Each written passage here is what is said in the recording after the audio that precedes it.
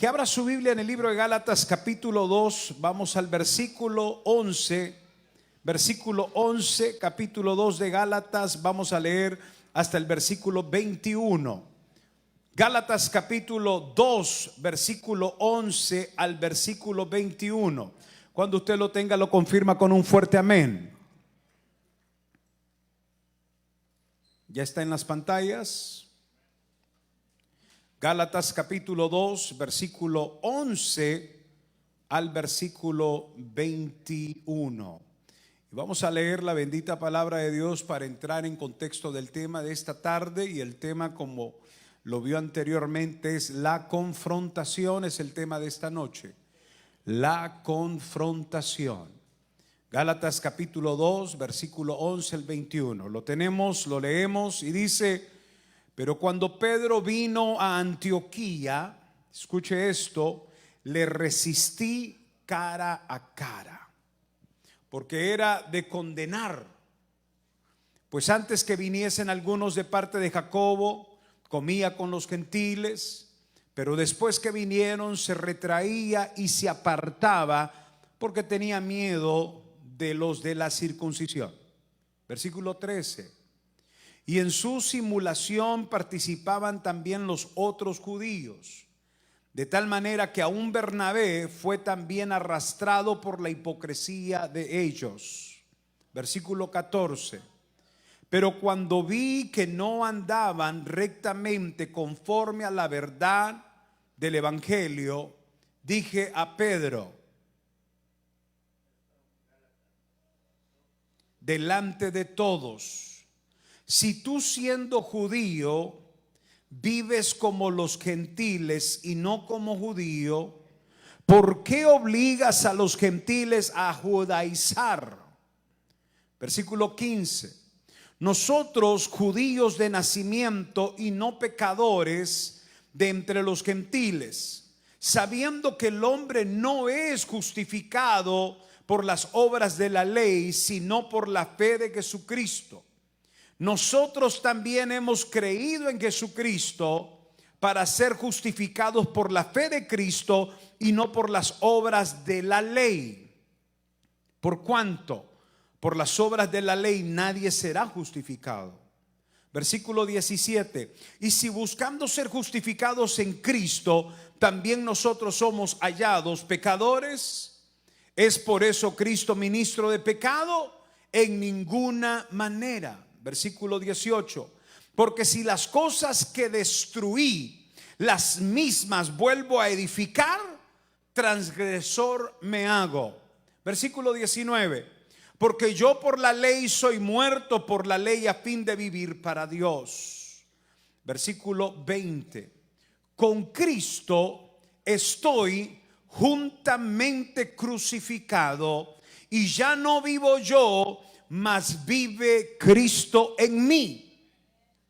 Y lo que ahora vivo en la carne, lo vivo en la fe del Hijo de Dios, el cual me amó y se entregó a sí mismo por mí.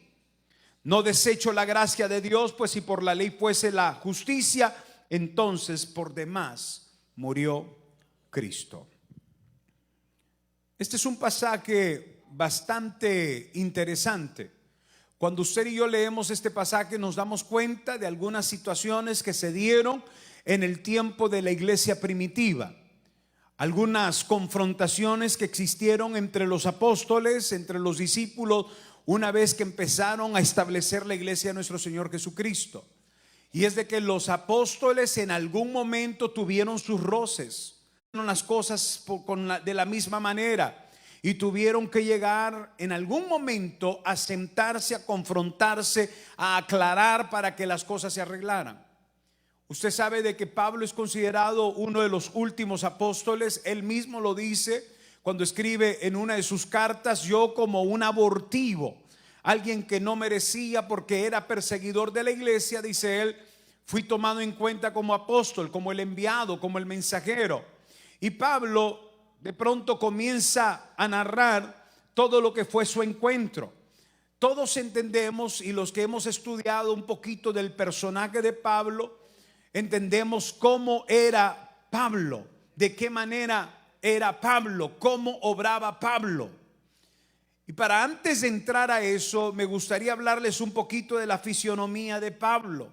Según algunos eruditos y algunas cartas apócrifas que por ahí se refieren al apóstol Pablo, el apóstol Pablo dicen que era de estatura baja, era chaparrito, su constitución era robustez y complexión fuerte, su cabeza era cabeza calva o parcialmente calva y barba. Rasgos faciales, tenía una nariz aguileña pronunciada y la expresión de su rostro era unos ojos con intensidad o penetrantes y rostro que reflejaba autoridad. Para que mejor usted entienda, el apóstol Pablo no era un hombre atractivo. El apóstol Pablo no era un hombre que llamase la atención. Para empezar, era un chaparrito, pelón, o sea, calvo, con una nariz aguileña, una nariz encorvada, muy bien pronunciada, unos ojos que compenetraban. La mirada de Pablo, cuando él se ponía a observar o a ver a alguien, el apóstol Pablo casi hacía sentir mal a la gente con su simple mirada, porque sus ojos eran penetrantes, y en los ojos de Pablo y en las expresiones de su rostro se manifestaban muchísima autoridad. Era un hombre que casi intimidaba. Entonces no tenía unos rasgos físicos que fuese un hombre atractivo, que fuese un hombre llamativo. Todo lo contrario, era un hombre que en el momento, la primera impresión que creaba era de intimidación. Pero este hombre tuvo un crecimiento, tuvo una formación y tuvo una crianza de cierta manera muy ligada a la disciplina, al estudio o a la preparación académica. Era un hombre con mucha disciplina. Algunas de las características del apóstol Pablo es que fue abogado, y no era cualquier abogado, era un tremendo abogado, conocedor de leyes. Era un tremendo abogado. Tanto así que sus conocimientos de leyes y su preparación académica en la rama de las leyes como abogado le habrían abierto puertas en el Sanedrín. Su conocimiento, su preparación, y luego veremos que su religiosidad le abrió puertas en el Sanedrín. Pablo manejaba 5 idiomas. Sí, ese mismo chaparrito insignificante que se miraba feo de aspecto físico, manejaba 5 idiomas. Tenía un léxico muy enriquecedor. Manejaba 5 idiomas. Pablo era un religioso amante de la ley de Dios. Así se crió, así se formó y así creció. Pablo fue instruido a los pies del gran filósofo Gamaliel. Es como hoy ser instruido a los pies de esos que han ganado esas de paz, ¿cómo se le llaman? Premio Nobel. Ser instruido, imagínese usted, a los pies de uno de estos grandes hombres que se han ganado el premio Nobel. Así era Pablo. Pablo fue instruido a los pies de quien en aquel tiempo era un tremendo filósofo, Gamaliel. El mismo que pronunció cuando había persecución contra los apóstoles, que dijo al gobierno: miren, por ahí salió un tal Judas Teudas que decía ser alguien, y con el paso de los días se desvaneció, se perdió y ya no supimos más nada de él. Le dice: cuidado con estos judíos que perseguimos, cuidado con estos apóstoles de Jesús, porque si nosotros los perseguimos y ellos son lo que dicen que son, es probable que nos encontremos peleando contra Dios mismo. ¿Y quién quiere pelear contra Dios mismo? Este fue el gran filósofo Gamaliel, quien intervino por los apóstoles sin él darse cuenta, de una manera muy sabia. Era un hombre con un intelecto, con un cognitivo muy desarrollado, y Pablo se crió a los pies de este filósofo Gamaliel. Todos en algún momento en la vida traemos un arrastre. Voltea a ver al que esté a su lado y mírele: esa persona trae un arrastre. Algo le marcó el alma, huellas que marcaron el alma en su niñez, en su infancia, en su crianza, en su desarrollo, en su adolescencia. Le marcaron el alma. Hay huellas que han dejado marcas en el alma. A eso nosotros le llamamos arrastres. Y todos, voltea a ver al que esté a su lado, mírele la cara, trae un arrastre. Todos traemos un arrastre. En este caso, el apóstol Pablo no tenía un arrastre de problema de mujeres, como algunos de ustedes, mujeriegos. Pablo no tenía un problema de mujeres. Su problema no era, aparte que era el patito feo y nadie lo pelaba. El apóstol Pablo no traía una trascendencia de un problema de mujeres. Parece que tampoco traía problemas de vicios, como algunos de nosotros, que traemos vicios, alcoholismo, drogadicción, muchas cosas. El apóstol no traía ese arrastre. El arrastre del apóstol no era entonces problema con las mujeres, no era problema de vicios, no era problema de mentira, era un hombre diferente. ¿Cuál fue el arrastre del apóstol? ¿Cuál era el problema que traía el apóstol? La religiosidad. El problema del apóstol, su arrastre era la religión. Era amante de la religión, practicante de la religión judaica, conocedor de la ley romana, era un hombre extremadamente disciplinado. Cualquiera diría, el hombre era perfecto. Pero ¿será posible entonces que la religión se convierta en un impedimento para que el hombre llegue a desarrollar su mayor potencial? Sí. Y eso es lo que vamos a ver y aprender hoy acerca de la diferencia entre Pablo y Pedro. Ahora, mientras Pablo está siendo instruido a los pies del filósofo Gamaliel, mientras Pablo está en la universidad aprendiendo abogacía para poder ejercer su carrera como abogado, aprendiéndose todas las leyes judaicas, romanas, aprendiendo 5 idiomas, manejando 5 idiomas, mientras Pablo está en este desarrollo social, cognitivo, ¿dónde está Pedro? ¿Qué está haciendo Pedro? Pedro es del vulgo. Pedro es del mercado. Mientras Pablo está siendo instruido, está siendo capacitado, está siendo preparado, Pedro lo que tiene es un montón de amigos ladrones, comerciantes. Y mientras Pablo se está preparando, Pedro se estaba perdiendo. Uno se prepara, el otro se pierde. Pedro lo único que hacía era ser comerciante. Pedro tenía malas amistades. Pedro era un mal hablado. Cuando Pablo ya había ejercido 5 idiomas y ejercía los 5 idiomas, Pedro era un mal hablado, uno del vulgo. Pedro era un mentiroso de primera. Pedro era un hombre que se rodeaba de personas que no eran de buena influencia para él. La diferencia de cómo surgen estos dos hombres es abismal. Pablo surge con una trascendencia de preparación académica, con mucho auge, mucho empuje, de alta alcurnia. Y Pedro viene con un arrastre de un hombre vulgar, de un hombre mentiroso, de un hombre mal hablado. Pero es increíble que el momento cuando ambos se topan con Jesús, hay un cambio poderoso en la vida de ellos. Por eso es que yo digo esto, lo sostengo, lo he predicado por más de 30 años en mi vida y lo sigo predicando y lo seguiré predicando y lo seguiré sosteniendo. Cuando Cristo llega al corazón del hombre, el hombre nunca vuelve a ser el mismo. Cuando Cristo se aparece en la vida de una persona, la vida de esa persona será transformada, porque hay poder en el nombre de Jesús. Hay un poder que transforma, hay un poder que cambia, hay un poder, aleluya, que libera la mente del hombre cuando el hombre se topa con Jesús. Pedro tuvo un encuentro con Jesús. Pedro conoció a Jesús de forma y de manera personal. Pedro comenzó a convivir con el maestro, comenzó a conocer al maestro de una forma como ninguna otra persona lo conocía.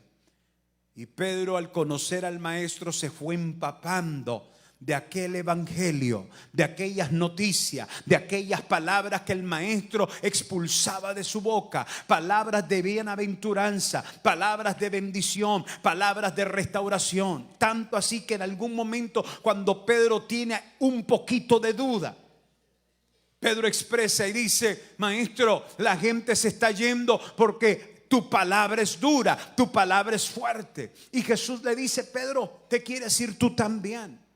Parece que esto le incomodó a Pedro. Y Pedro dijo: ¿y me estás corriendo a mí también? Y Pedro se paró y da la vuelta, pero rápidamente recapacitó, diciendo la siguiente frase que se ha convertido célebre dentro de la comunidad de fe: ¿y a quién más iremos si solo tú tienes palabras de vida eterna? Pedro supo reconocer que Jesús era su todo, Jesús era su vitalidad, Jesús era su vida, Jesús era todo para él, y Pedro lo reconoció. Se empapó de las enseñanzas de Jesús, su vida fue cambiada. Hermanos, hasta se benefició de Jesús, porque Jesús le sanó la suegra. Pedro era casado y la suegra se le había enfermado, y Jesús fue y le sanó a la suegra. Por eso dicen que Pedro traicionó a Jesús, porque le sanó a la suegra. No sé qué tan cierto sea eso. El asunto es que Pablo logra tener también un encuentro con Jesús. Y el encontronazo de Pablo con Jesús es impactante. Porque Pablo, mientras se creía perfecto, mientras Pablo se creía ser el hombre que ejecutaba órdenes para el bienestar de la religión, matando, asesinando, tiene un encuentro personal con el Cristo resucitado. Rumbo a Damasco en su caballo, con aquel ejército que le acompañaba, gente que eran criminales, asesinos, eran déspotas. Junto a ellos, luego Pablo tiene un encuentro con Jesús, una luz fulminante le da en la cara, lo tumba del caballo, lo deja ciego, y escucha una voz que le dice: Pablo, Saulo, Saulo, ¿por qué me persigues? Dura cosa te es dar coces contra el aguijón. Y Pablo, en aquel tiempo conocido como Saulo, reacciona a la voz y le pregunta: ¿quién eres? Y Jesús le dice: yo soy Jesús a quien tú persigues. Ese encuentro de Pablo con Jesús le cambia la vida. Queda 3 días ciego el apóstol, que no era apóstol en aquel tiempo, era un criminal, era un homicida, era un asesino. Y Pablo queda ciego en una casa, y es por el Espíritu Santo, el profeta Ananías es enviado a la casa donde está Pablo ciego para orar por él. Cuando recibe la orden Ananías de ir a orar por Pablo, o Saulo de Tarso, mejor conocido en aquel tiempo, se rehúsa y le dice a la voz de Dios: pero ¿cómo quieres que vaya a orar por un criminal si ese hombre es perseguidor de nosotros los cristianos? Y tiene un debate, tiene una lucha, porque él siente de que al ir y confrontar a Pablo o a Saulo lo iban a matar. Pero fue más contundente la voz del Espíritu sobre Ananías, y Ananías se levanta y va a casa donde ya llevaba 3 días ciego. Saulo de Tarso le pone la mano y el Señor le da la vista, y ahí se da cuenta Pablo del enorme poder que hay en el nombre de Jesús. Pablo descubre que el nombre de Jesús es poderoso. Pablo descubre que todo lo que va relacionado al nombre de Jesús hace que los infiernos tiemblen, hace que los demonios salgan huyendo cuando se escucha el nombre de Jesús. Y Pablo entonces tiene una conversión increíble. Aquel hombre, en el momento que se topó con Jesús, ahora tiene una transformación desde las fibras más internas de su alma hasta las de afuera. Y Pablo cambia y se convierte ahora en un discípulo y seguidor de Jesús. Pedro es transformado por el encuentro con Jesús, con una trascendencia, con un arrastre, con un pasado.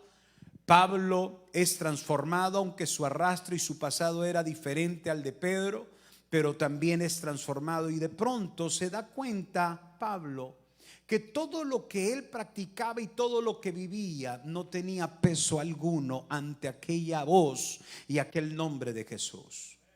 Pablo entendió de que la religión entonces es un invento humano. Pablo entendió que la religión la crearon los hombres, la inventaron los hombres con la intención de quererse ayudar a sí mismo, estableciendo normas que se convierten en estilos de vida en nombre de Dios. Carlos Marx dice de que la religión es el opio para los pueblos. es el castigo para los pueblos. La religión, damas y caballeros, es algo que muchos hombres han confrontado y han descubierto que no es la última respuesta para la sociedad. La religión no es lo que va a traer resoluciones al mundo. La religión no es la respuesta para los problemas de la humanidad. Muchos hombres, tal fue el caso de Martín Lutero. Martín Lutero, el gran reformador de la Iglesia Católica, escribe 95 tesis y las plasma en la puerta de aquella catedral llamada Wittenberg.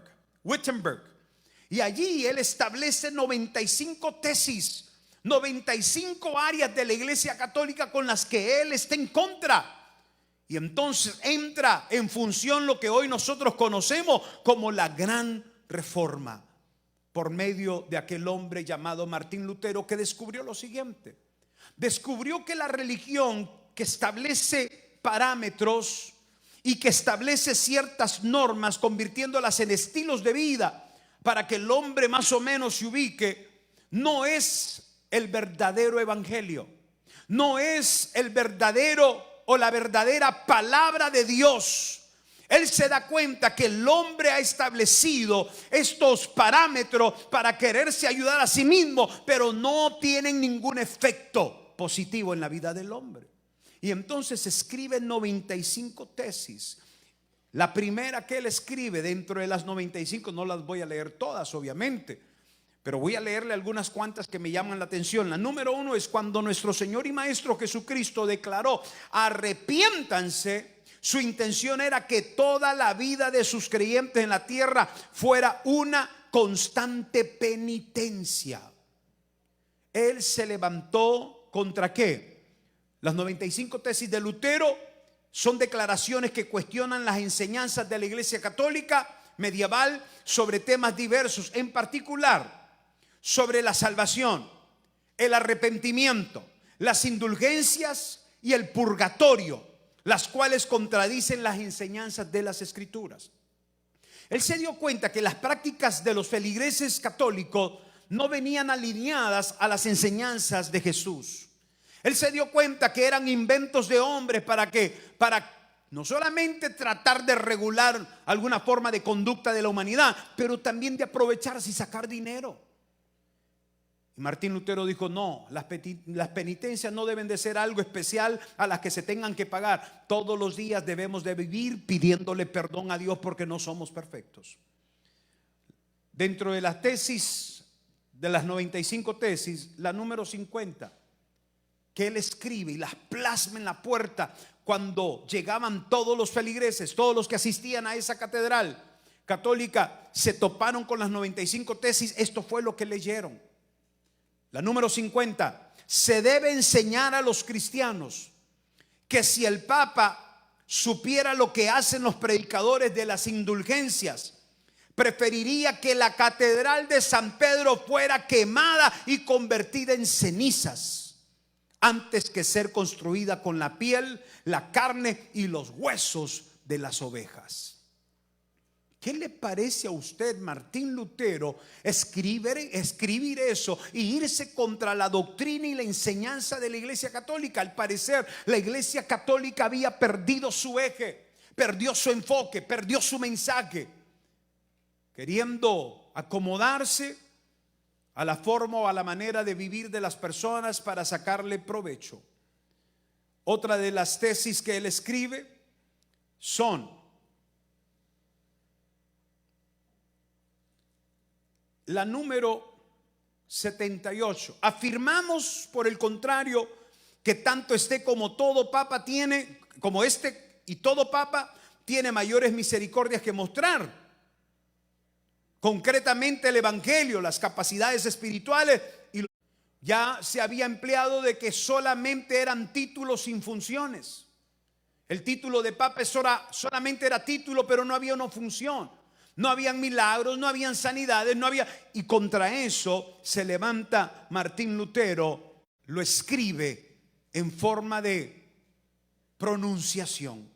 Se pronuncia contra estas enseñanzas religiosas que van completamente fuera de lo que sería el verdadero evangelio.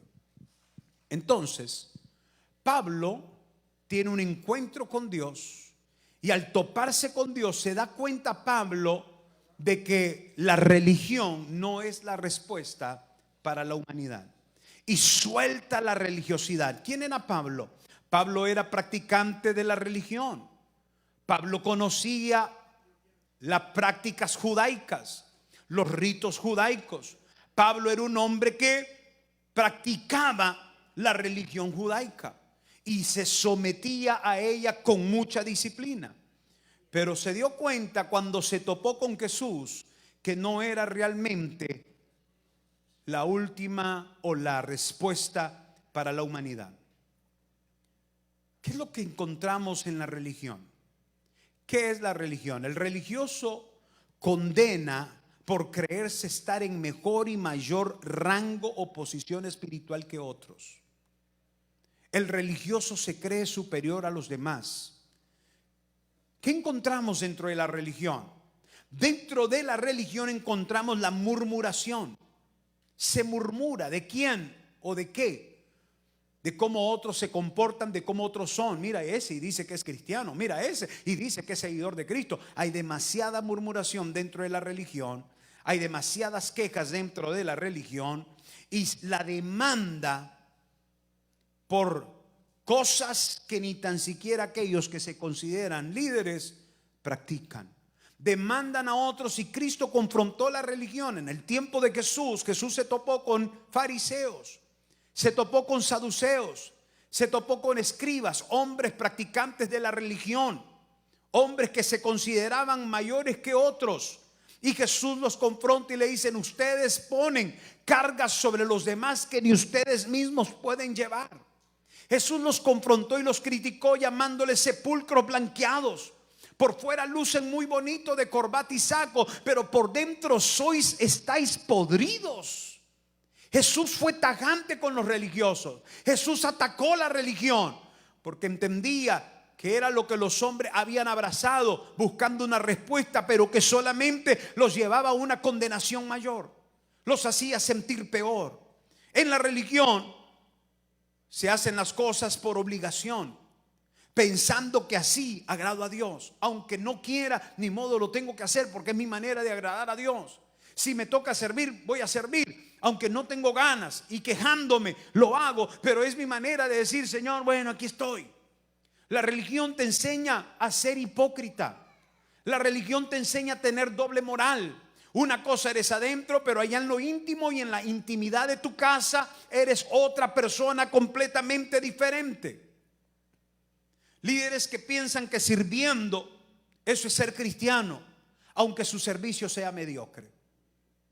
Líderes que vienen y sirven y se paran y están sirviendo allí, y eso es el cristianismo para ellos.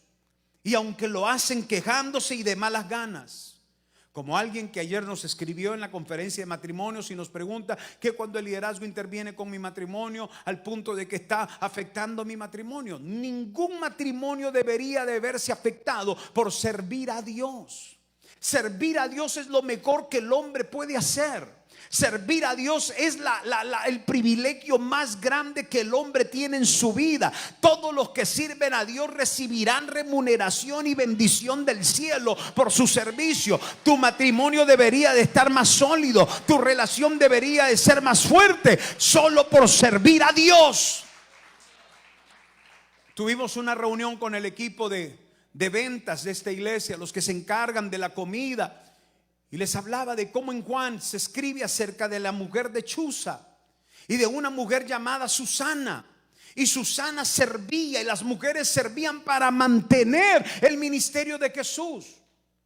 ¿Podía Jesús crear finanzas? Claro, lo hizo. Hizo el milagro de 2 denarios en la boca de un pez para pagar sus impuestos. ¿Podía Jesús estar generando milagros financieros? Los hizo, claro que sí. Pero ¿y entonces por qué estaban aquellas mujeres sirviendo? Y dice la Biblia que de sus bienes servían para que el ministerio de Jesús siguiera funcionando. Porque Dios a todos nos quiere dar la oportunidad de ser bendecido. Y lo que nos bendice es el servicio. Lo que nos bendice es dando. Por eso la Biblia dice: es mejor dar que recibir. ¿Quiénes fueron las mujeres que por primera vez escucharon la voz del resucitado? Aquellas que le servían. María Magdalena, María la madre de Jesús, en sus manos llevaban ¿qué? Mirra, llevaban incienso, llevaban aceite y especies aromáticas para ungir el cuerpo de Jesús. Todos estos tres elementos eran carísimos en aquellos tiempos. ¿Cómo lograron ellas tener en sus casas mirra? ¿Cómo lograron ellas tener aceite en sus casas? ¿Cómo lograron tener especies aromáticas en su casa? Porque eran sembradoras en el reino. Cuando usted siembra en el reino de Dios, Dios no se queda con nada. Dios te va a bendecir, Dios te va a prosperar, Dios te va a multiplicar, Dios se va a manifestar bondadoso contigo. Pero cuando hacemos las cosas de forma quejándonos, alguien que diezme y dice: ay, yo creo que estoy dando demasiado. No lo des. Te condenas tú mismo. Ay, voy a ofrendar, qué fastidio estar no lo hagas. Si piensas que diezmando eso es cristianismo, pero quejándote, estás equivocado de tu cristianismo. Si piensas que sirviendo, pero sirviendo con mediocridad, piensas que eso es cristianismo, estás confundido de tu cristianismo. Eso no es evangelio, eso es religión. La religión te enseña a hacer las cosas por imposición y no por voluntad propia. Uno de los secretos que se convirtió clave para el éxito del rey Salomón fue lo que su padre le aconsejó en Primera de Crónicas capítulo 28 versículo 9. Y tú, Salomón, hijo mío, reconoce al Dios de tu padre, sírvele con un corazón perfecto y ánimo voluntario. Si tú le buscas, lo hallarás, pero si lo dejas, él te desechará para siempre. ¿Por qué cuando es confrontado por Dios, Salomón, y Dios le pregunta: ¿qué quieres, Salomón?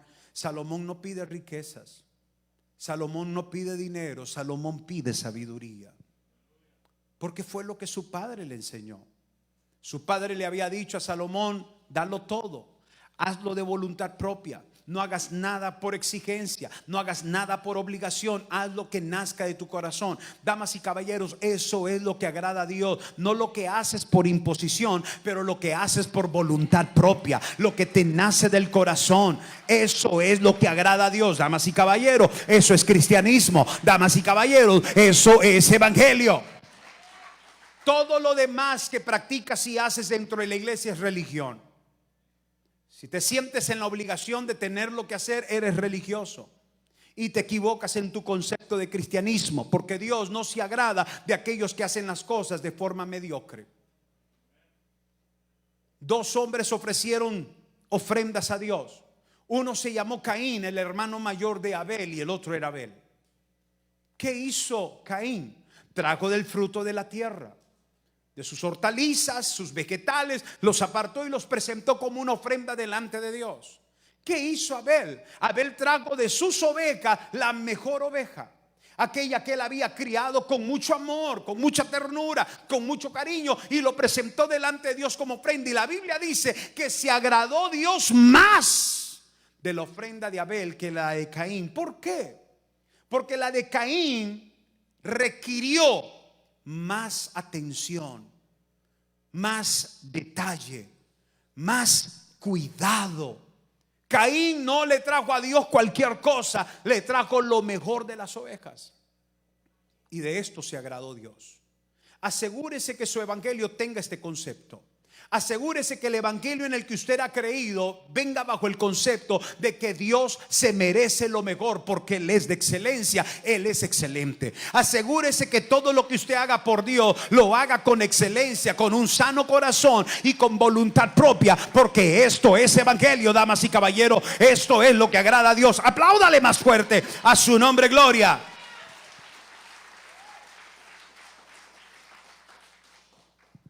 Pablo se dio cuenta que la religión no le ayuda en nada. Haberse topado con Jesús fue la respuesta que él necesitaba. En ese momento su vida es cambiada y transformada, pero más tarde, en estos versículos que acabamos de leer del libro de Gálatas, Pablo tiene una confrontación con Pedro. Y el problema, la confrontación que lleva Pablo con Pedro, es una situación que él la llama, en los versículos que leímos, condenable. No era correcto lo que el apóstol Pedro estaba haciendo. Y es que de pronto el apóstol Pedro, quien había recibido la visitación del ángel que se le presenta para ser enviado a la casa de Cornelio, que mira en aquella visión aquel lienzo que baja y aquellos reptiles, aquellos animales que para el judío eran considerados inmundos, y escucha aquella voz que le dice: mata y come. Y Pedro le dice: eso es inmundo. La voz le dice: no llames inmundo lo que yo he santificado, refiriéndonos a nosotros los gentiles. Nosotros no merecíamos el mensaje de la salvación, porque la Biblia dice que a los suyos vino. ¿Quién era a los suyos? La nación de Israel, los judíos. Pero como los suyos no le recibieron, no le aceptaron, entonces nosotros fuimos adoptados dentro del plan de salvación y entramos como un injerto a aquella vid y nos hemos convertido en pámpanos. Pero no era en sí para nosotros.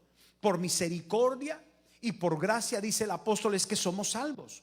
No somos merecedores de la salvación, es por su misericordia, es por su amor, es que somos salvos. No era para nosotros.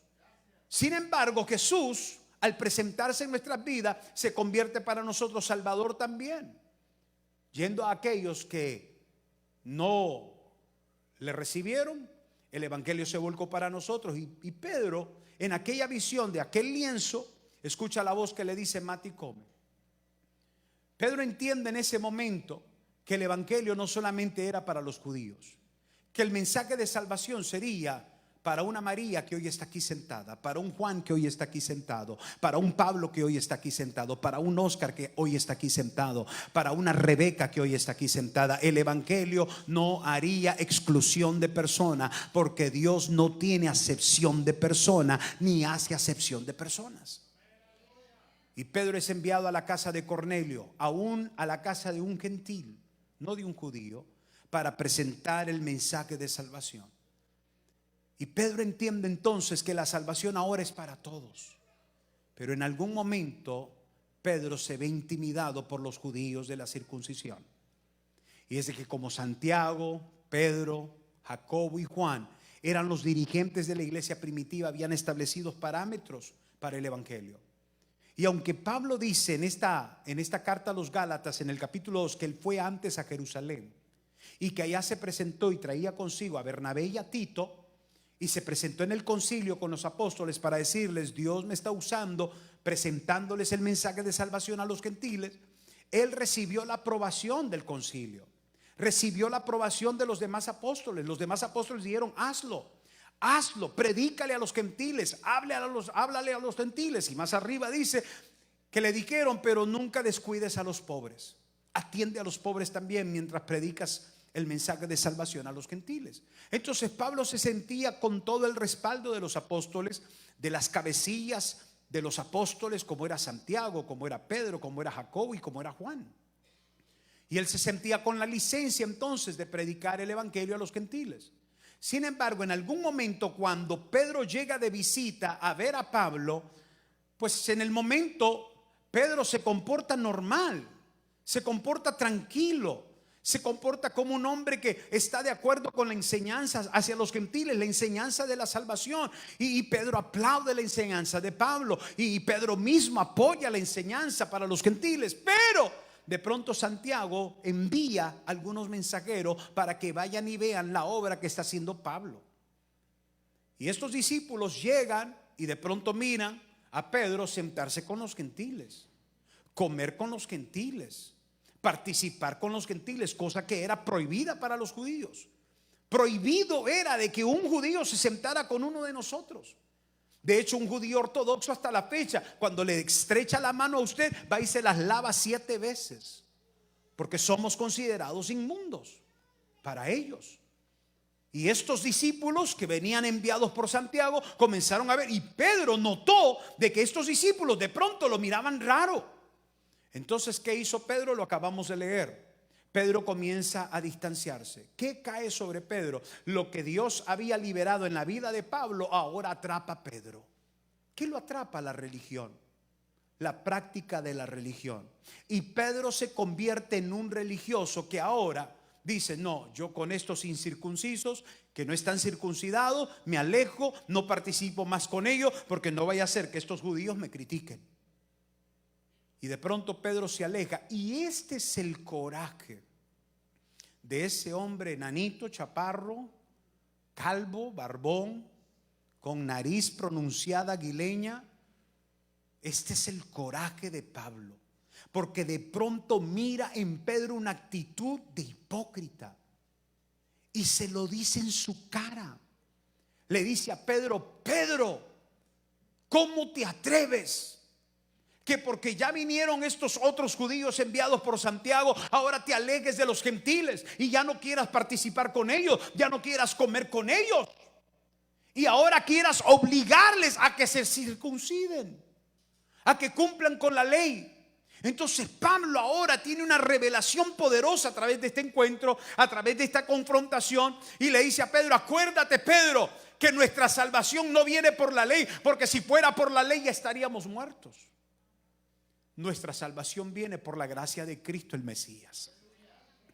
Y Cristo, a través de Cristo hay salvación para nosotros. No es la ley, en otras palabras, no es la religión, no son los rudimentos de conceptos religiosos los que los van a salvar. Es el encuentro personal con Jesús. El hombre y la mujer que se topa con Jesús se topa con la vida. El hombre y la mujer que se topa con Jesús se topa con el camino, se topa con la verdad. Él es el camino, Él es la vida, Él es la verdad. Apláudale al nombre de Jesús. Jesús no es religión. Y Pablo confronta a Pedro y le dice: ¿qué te pasa, religioso? ¿Qué te pasa? Quedamos de acuerdo que el mensaje debía de ser para los gentiles también, y ahora tú te portas ausente del mensaje de salvación para los gentiles. Y Pablo, bravo, era un chaparrito bravo, explosivo. Imagínense, hermanos, si Pablo venía con un arrastre de ser homicida, asesino, criminal. Pablo mataba a la gente a sangre fría. ¿Sabía usted que los amarraba de una pierna y de la otra con dos caballos distintos que jalaban de forma opuesta, y rasgaba a los cristianos por la mitad, los partía por la mitad en la gran persecución, los quemaba vivo, los arrastraba con los caballos por muchas millas hasta que morían arrastrados por los caballos? Pablo era un criminal a sueldo. Pablo era un hombre que no se tentaba el corazón para matar a alguien, mataba a sangre fría. Pero cuando tuvo un encuentro con Jesús, ahora, ¿qué llevó a Pablo a convertirse en un hombre así? La religión. Escúchame, la religión mata. Porque toda persona condenada es digna de muerte, ¿sí o no? ¿Y qué es lo que hace la religión? La religión te condena, por lo cual eres digno de muerte. Pablo entiende de que aquella práctica de la religión de él lo había llevado a acribillar, a asesinar y a matar a muchos seguidores de Jesús. Pensando hacer lo bueno, se estaba hundiendo, ocasionando una persecución hacia los seguidores de Cristo. Y ahora que Pablo ha sido libre de ese arrastre, no tenía problema de mujeres, no tenía problema de vicios, su problema era la religión. Ahora que él está siendo libre, el apóstol Pedro cae bajo el problema de la religión. Y Pablo dice: esto no es permitido. ¿Cómo voy a permitir yo que el apóstol Pedro se equivoque si el evangelio de nuestro Señor Jesucristo no es religión? La salvación no es por lo que haga. Por eso es que Martín Lutero se levanta contra la Iglesia Católica y escribe sus 95 tesis en la puerta de Wittenberg diciendo: estoy en contra de las indulgencias, estoy en contra del purgatorio, porque todo requiere dinero y Cristo ya lo pagó todo por nosotros en la cruz del Calvario. Esta fue la misma situación en Pablo, y por eso confronta al apóstol Pedro. Mira, es increíble, pero hoy en día tenemos iglesias extremadamente religiosas. Tenemos ministros religiosos, ultra religiosos, mejor conocidos como legalistas. Personas que imponen normas, estándares, parámetros para una conducta de vida que, si no se hace a como ellos dicen, no son aceptados. Y por eso es que me encanta lo que el apóstol Pablo le dice a Pedro. En el versículo Versículo 14, pero cuando vi que no andaban rectamente conforme a la verdad del evangelio, dije a Pedro delante de todos: si tú siendo judío vives como los gentiles y no como judío, ¿por qué obligas a los gentiles a judaizar? Luego le dice: Dios no hace acepción de personas.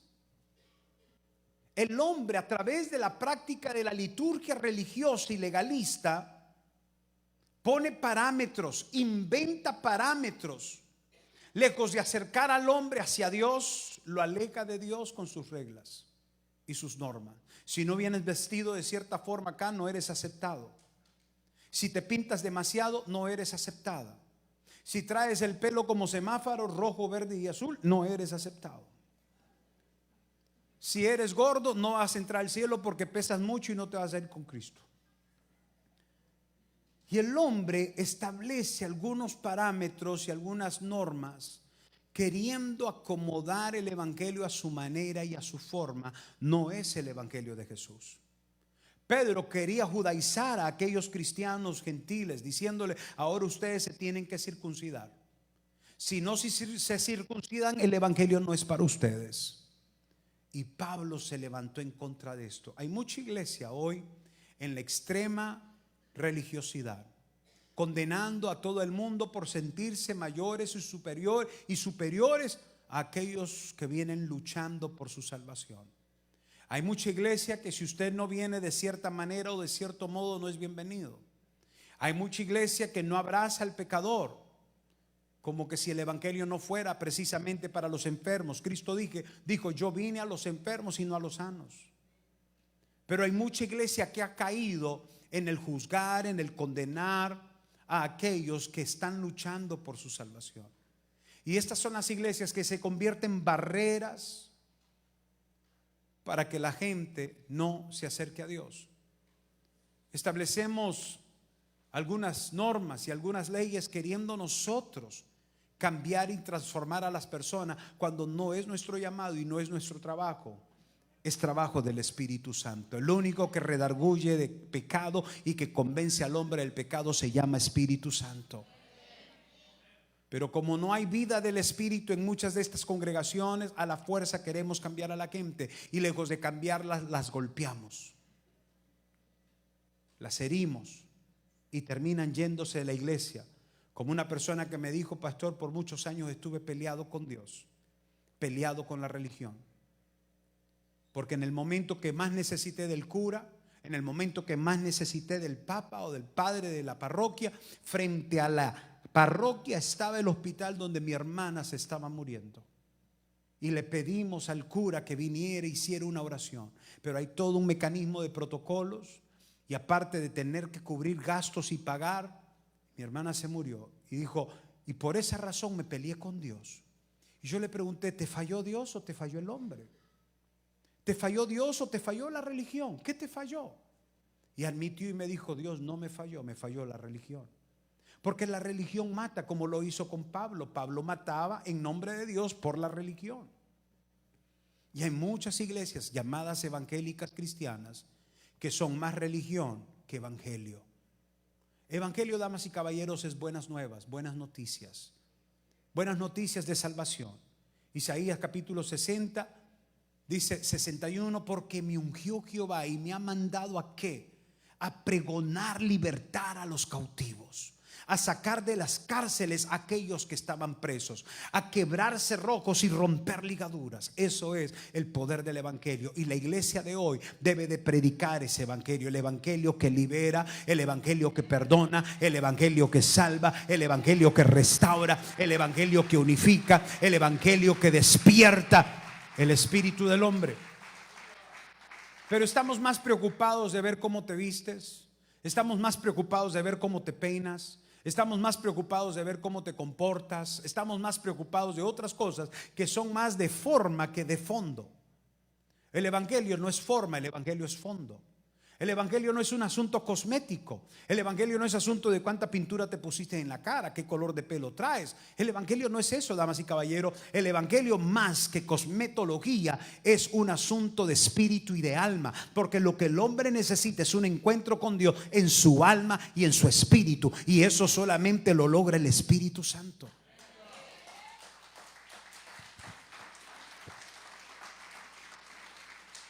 Pablo confronta a Pedro y le dice: ¿qué te pasa, Pedro?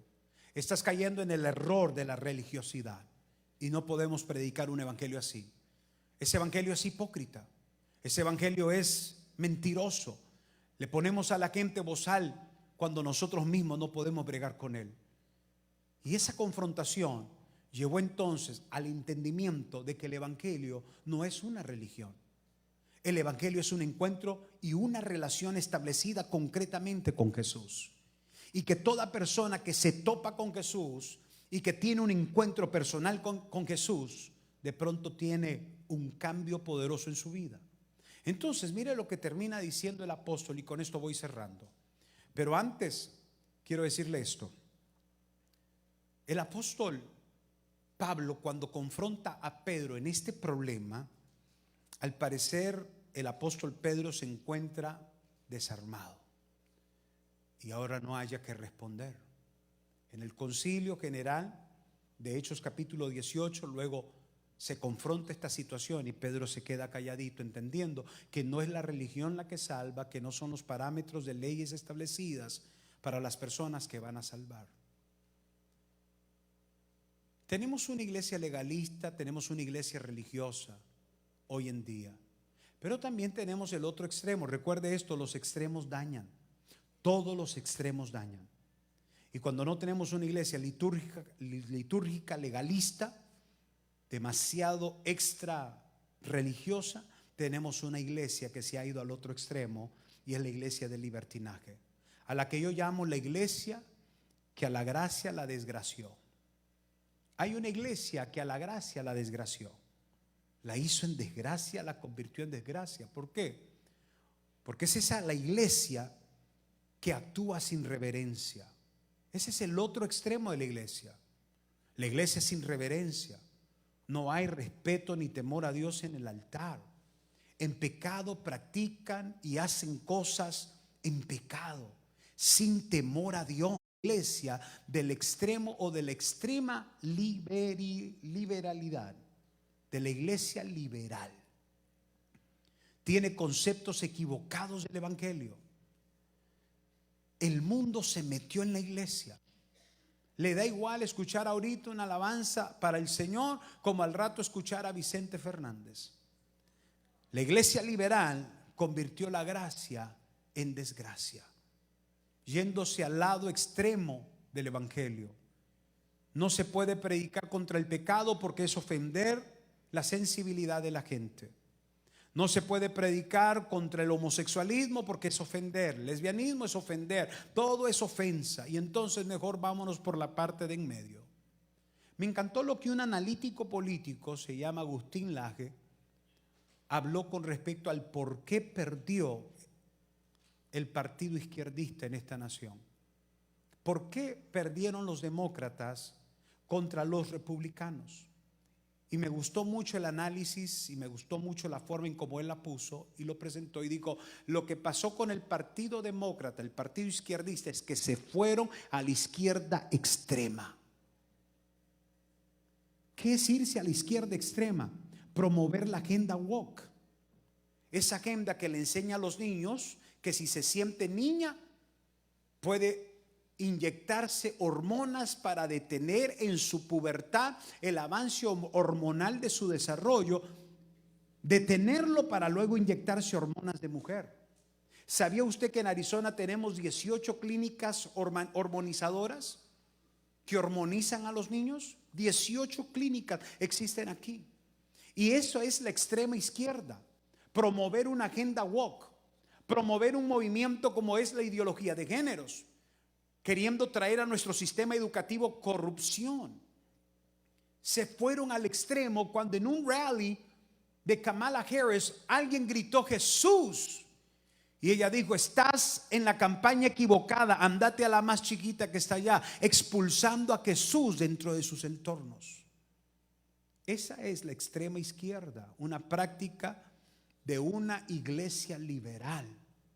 Pastores que se vendieron por los papeles, que no querían perder miembros de su congregación diciéndole: voten por sus principios y sus valores. No, porque perseguían la agenda, ¿qué? La agenda de que el Partido Demócrata nos va a traer papeles.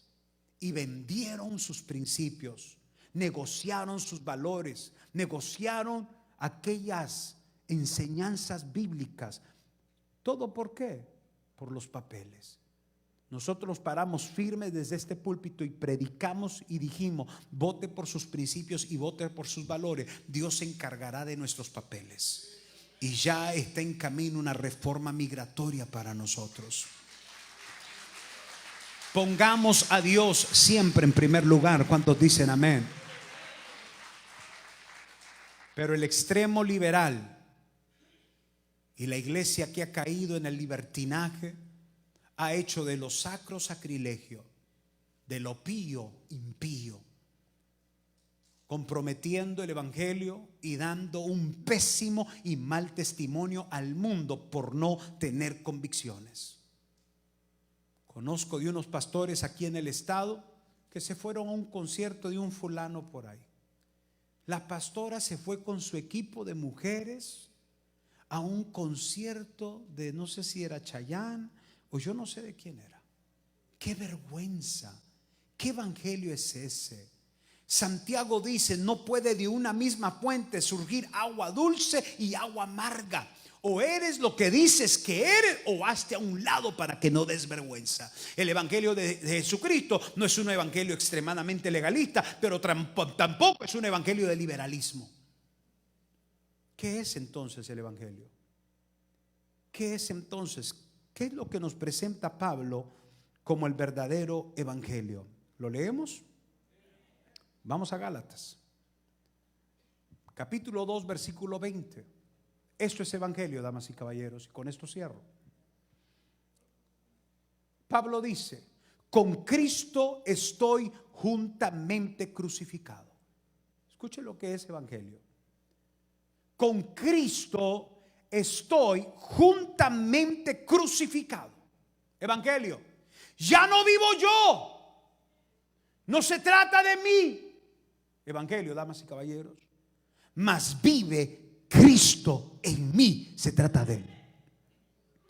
Y lo que ahora vivo en la carne, lo vivo en la fe del Hijo de Dios, el cual me amó y se entregó a sí mismo por mí.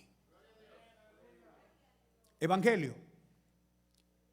Cristo pronunció estas palabras antes de que las dijera Pablo. Cristo dijo: quien quiera venir en pos de mí, niéguese a sí mismo. Niéguese a sí mismo. Damas y caballeros, evangelio es negarte a ti mismo. Tome su cruz cada día y sígame. Eso es evangelio. Evangelio es cuando yo puedo morir a mi yo. ¿Sabe? Cuando usted muere a su yo, no es necesario que el pastor le tenga que decir: deje eso, haga esto. Porque cuando usted muere a su yo por el Espíritu Santo, usted entiende lo que a Dios le agrada y lo que a Dios no le agrada por el Espíritu Santo. Entonces, cuando el pastor trae la palabra, usted se goza, usted aplaude, usted da gritos de júbilo. Usted no va en contra de esa palabra, porque ya el evangelio real en su vida le ha dicho: eso es la verdad. Pero me cuesta aceptar la palabra que me corrige cuando no he muerto a mi yo. Cuando todavía de vez en cuando me gusta tomarme una michelada y de pronto el pastor está hablando contra los borrachos. Los borrachos no entrarán al reino de los cielos. Cuando todavía tengo ciertas adicciones a ciertas cosas y escucho la palabra de Dios confrontarme con eso, como no he muerto a mi yo, eso me estorba, eso me molesta. Y por eso hay gente que viene y ya no se vuelve a aparecer. porque no han muerto a su yo. Líderes que se les dice haga esto, haga aquello, pero lo toman como una exigencia porque no han muerto a su yo. Es que yo no puedo, es que yo no quiero, es que yo trabajo, es que yo quiero. ¿Y ese es tu evangelio? Cristo dijo: niégate a ti mismo, toma tu cruz cada día y entonces te convertirás en mi discípulo. Pero si no eres capaz de negarte a ti mismo, tú no has tenido un encuentro con Jesús. Porque Jesús dijo: mi carga es fácil, o mi yugo es fácil y ligera mi carga. ¿Un yugo es fácil? ¿Quién dice que un yugo es fácil? ¿Quién dice que la carga es ligera? ¿Quién? Solo Jesús. ¿Cuándo? Cuando he muerto a mí yo. Yo puedo con facilidad someterme a la palabra. Yo puedo con facilidad someterme a mis pastores, someterme a mis líderes, porque he muerto a mi yo. Eso es evangelio. Pero si aún me cuesta negarme, quiero la comodidad mía, quiero lo que me conviene, quiero lo que me gusta. Dios de mi vida. Pablo dijo: todo me es lícito. Todo me es lícito. ¿Tú quieres seguir tomando? Tome, emborráchese, váyase al infierno. ¿Usted quiere seguir de mujeriego? Siga de mujeriego hasta que le pegue un SIDA y se muere y se vaya al infierno. ¿Usted quiere seguir de fumador, de marihuanero? Siga fumando hasta que se quede mongolo y mate todos los neurotransmisores del cerebro. Siga. Pablo dice: todo me es lícito, todo. Pero finalmente termina diciendo: mas no todo me conviene. El que tiene un verdadero evangelio sabe lo que le conviene y sabe que aunque todo le es lícito, va a practicar lo que le conviene y no lo que no le conviene. Evangelio, damas y caballeros, no es religión. Evangelio no es liberalismo. Evangelio es morir a mi yo.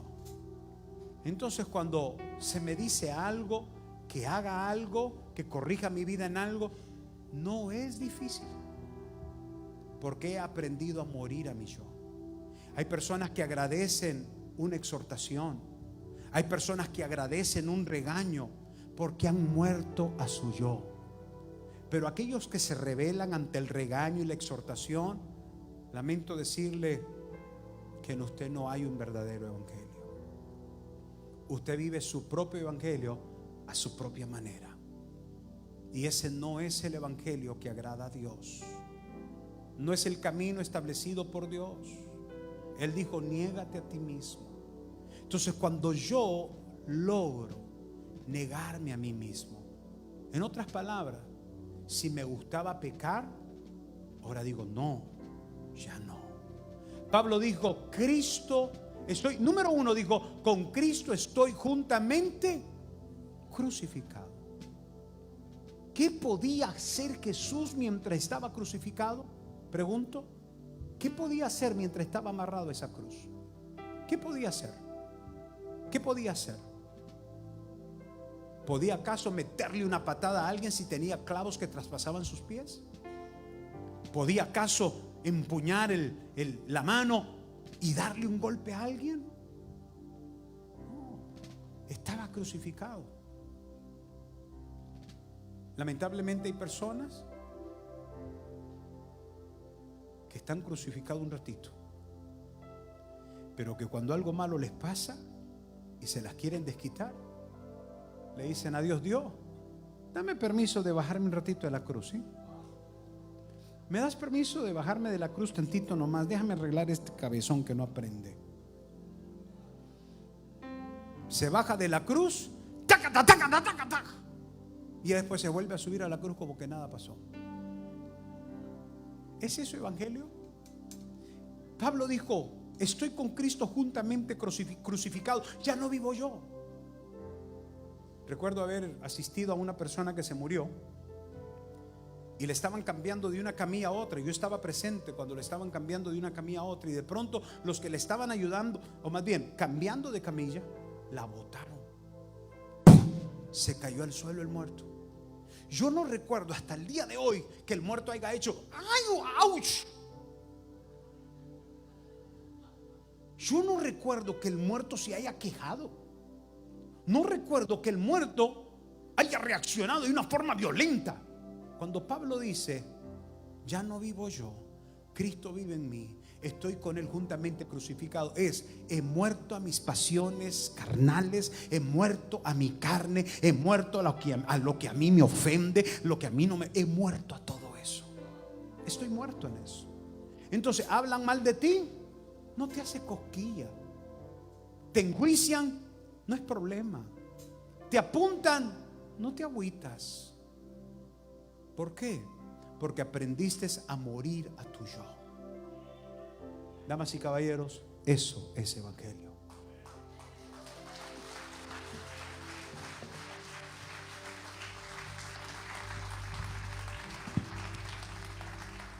Entonces, esta noche, la confrontación. Dios nos confronta y nos pregunta: ¿qué has estado viviendo? ¿Religión? ¿Eres religioso? ¿Eres religiosa? ¿Te sientes mayor que otros? ¿Vives condenando, asesinando, acribillando a otros porque tú eres mejor que ellos? Ese no es evangelio. Pedro le dijo: Pablo, te equivocaste. No se trata de la ley, no se trata de la circuncisión, se trata de que la salvación es por gracia. Lo mismo que llevó a Martín Lutero a escribir las 95 tesis, el pasaje de Hebreos que dice: la salvación no es por obras para que nadie se gloríe, la salvación es por gracia. Cristo pagó un alto precio por ti. Todo lo que nosotros tenemos que aprender a hacer es a renunciar a mi yo, a estar juntamente con el crucificado. Y te digo algo: cuando practicas ese evangelio, el evangelio de renunciar a tu yo, cuando practicas ese evangelio, mirarás lo que Esteban vio. Esteban vio los cielos abiertos y al Hijo de Dios sentado a la diestra de Dios Padre. Mientras lo apedreaban, mientras lo injuriaban, mientras lo mataban, Esteban se mantuvo firme, renunció a su yo y vio la gloria de Dios en su vida. ¿Quieres ver la gloria de Dios en tu casa? ¿Quieres verla con tus hijos? ¿Quieres verla en tus finanzas? ¿Quieres verla en tu salud? Aprende a vivir el evangelio de renunciar a tu yo. Ahí donde estás, inclina tu rostro, por favor. Todos con los ojos cerrados, incline su rostro.